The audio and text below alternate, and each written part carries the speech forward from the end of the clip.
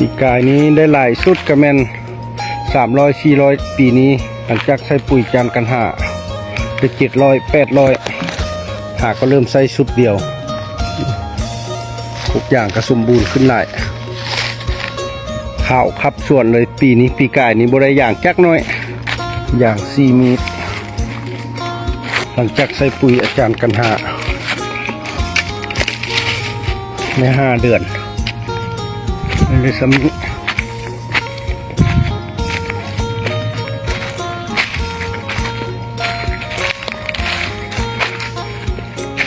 จกวางข่าวขับส่วนมีระบบออกปวดละ2 กิโลในสำนึก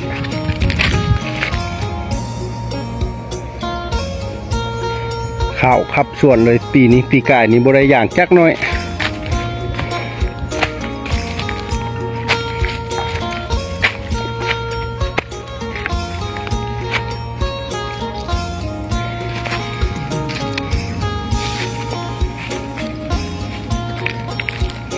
ปีกายนี้ได้หลายสุดกระแมน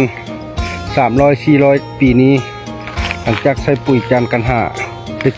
700-800หาก็เริ่มใส่ชุด